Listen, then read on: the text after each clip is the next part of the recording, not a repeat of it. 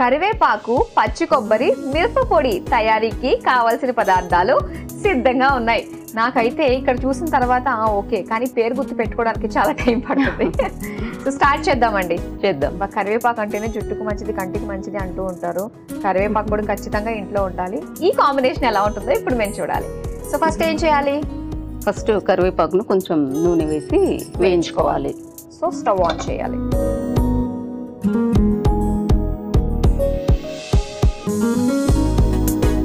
Start చేయండి. ఇంకా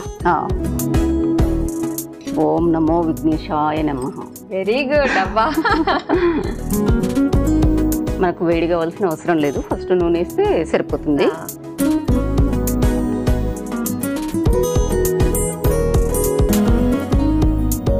ఇక్కడ నేనైతే ఒక సగం కప్ వేస్తున్నాను.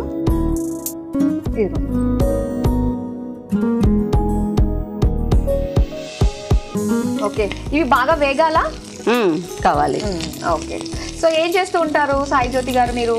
నేను ప్రభుత్వ ఉపాధ్యాయురాలుగా పనిచేస్తున్నాను నాగర్ కర్నూలు జిల్లాలో. ఓకే, తెలుగు. ఓ, తెలుగు ఉపాధ్యాయురాలుగా మీరు పనిచేస్తున్నారన్నమాట. అవును.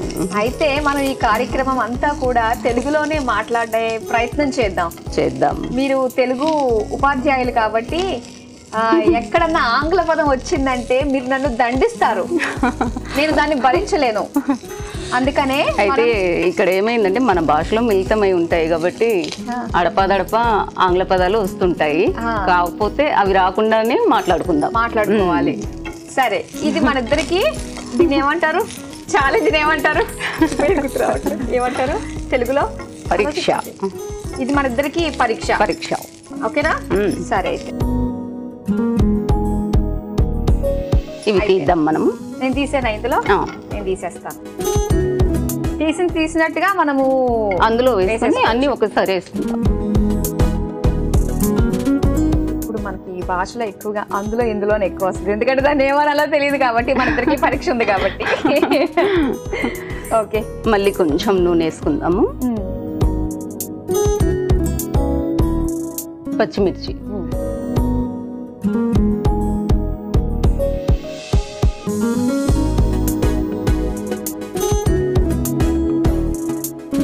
మూత తీసుకోండి. టప్లాడుతుందా? ఏమో మరి. మీకు వంట చేయడం అంటే కొంచెం భయంతో కూడుకున్న పనేమో అనిపిస్తుంది. ఏం లేదు. ఏం లేదా? కాకపోతే భయం లేదు, ముందు జాగ్రత్తగా అంతే. నాకు అస్సలు భయం లేదు. వేడి నూనె చేతులుకుంటాను నేను. చేతులు కాలిన తర్వాత ఆకులు పట్టుకోవడం ఎందుకు, అందుకనా?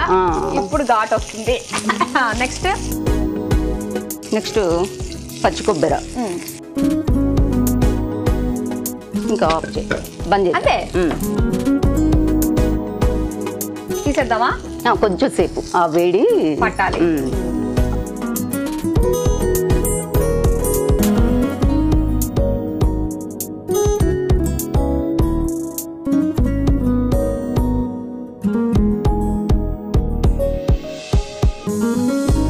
వేయించుకోవడం పూర్తయింది.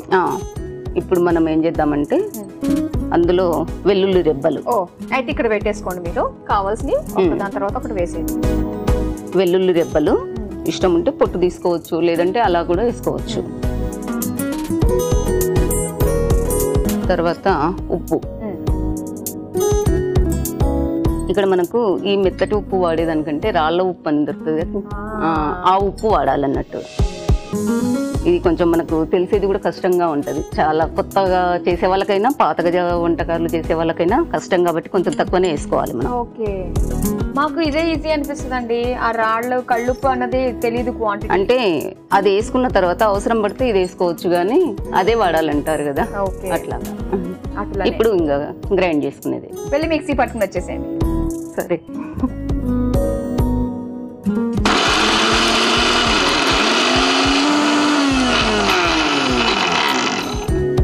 అయిపోయిందా అండి? తీసుకొచ్చేయండి.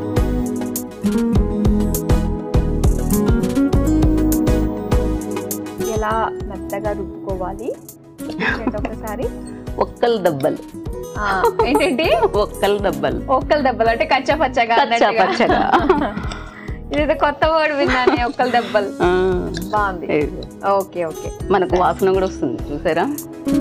ఇప్పుడు మనము పోపు చేసుకుందాం. ఓకే, మళ్ళీ స్టవ్ ఆన్ చేస్తాం. అంతే.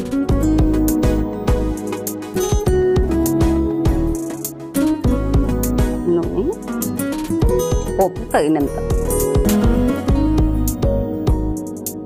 అయితే ఇక్కడ నేను చింతపండు ఎందుకు పెట్టానంటే కొద్ది మంది చింతపండు తినడం లేదు.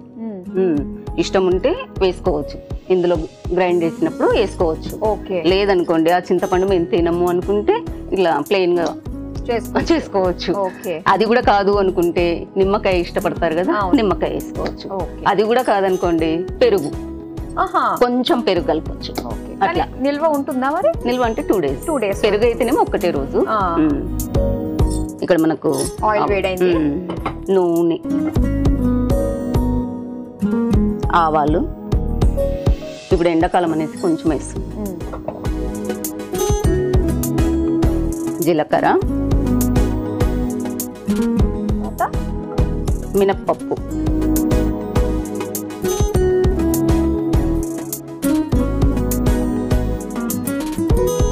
మనము ఇది కరివేపాకు వేసాం కాబట్టి వేయాల్సిన అవసరం కూడా లేదు, వేస్తే ఇంకా.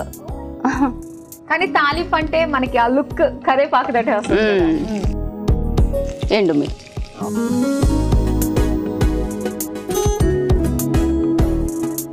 చివరగా పసుపు. ఇక్కడ మనం పసుపు ఫస్ట్ వేసామనుకోండి అదంతా మాడిపోతుంది. ఓకే, ఇక్కడ మనకు మినపప్పు కాలేదు కదా. అవునవును. అలా. జ్యోతి గారు, తాలింపు మనకి రెడీ అయిపోయింది. అవును. ఇంకా ఏమేస్తారు ఇందులో? పసుపు, చిటికెడు పసుపు.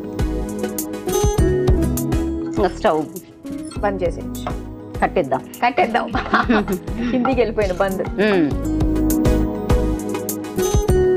ఇంకా మనము ఇంతకు ముందు గ్రైండ్ చేసుకున్నాం కదా, ఆ మిశ్రమము ఇందులో వేసేసి కలిపేస్తే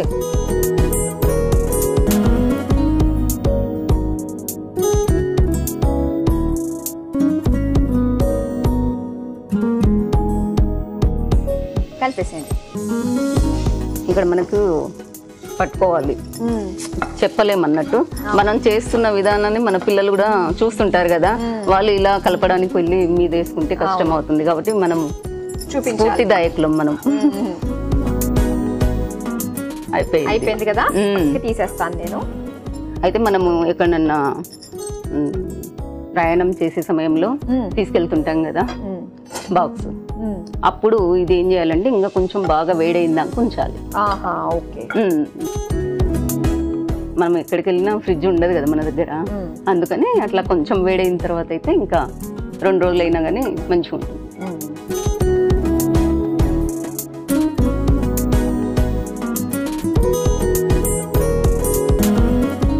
చూసారు కదా, చాలా సింపుల్ గా రెడీ చేసేసుకున్నాము కరివేపాకు, పచ్చి కొబ్బరి, మిరపపొడి. మరి దీని తయారీకి కావాల్సిన పదార్థాలు, తయారు చేసే విధానం మరోసారి చూసేయండి. కరివేపాకు, పచ్చి కొబ్బరి, మిరపపొడి తయారు చేసుకోవడానికి కావలసిన పదార్థాలు: నూనె 2 టేబుల్ స్పూన్లు, కరివేపాకు కొద్దిగా, పచ్చిమిరపకాయలు 5, పచ్చి కొబ్బరి ముక్కలు 1 కప్పు, వెల్లుల్లి రెబ్బలు 4, ఉప్పు తగినంత, ఆవాలు 1 టేబుల్ స్పూన్, జీలకర్ర 1 టేబుల్ స్పూన్, మినపప్పు 1 టేబుల్ స్పూన్, ఎండుమిరపకాయలు 4, పసుపు చిటికెడు. కరివేపాకు, పచ్చి కొబ్బరి, మిరపపొడి తయారు చేసుకునే విధానం: ముందుగా స్టవ్ ఆన్ చేసి పాన్ లో కొద్దిగా నూనె వేసి తర్వాత ఇందులో కరివేపాకు వేసి వేయించుకుని ఒక మిక్సీ జార్ లోకి తీసి పక్కన పెట్టుకోవాలి. తర్వాత అదే పాన్ లో పచ్చిమిరపకాయలు, పచ్చి కొబ్బరి ముక్కలు వేసి వేయించుకుని కరివేపాకు మిక్సీ జార్ లో తీసుకోవాలి. అందులో వెల్లుల్లి రెబ్బలు, సరిపడా ఉప్పు వేసి మిక్సీ పట్టుకోవాలి. తర్వాత స్టవ్ ఆన్ చేసి పాన్ లో కొద్దిగా నూనె వేసి వేడయ్యాక ఆవాలు, జీలకర్ర, మినపప్పు, కరివేపాకు,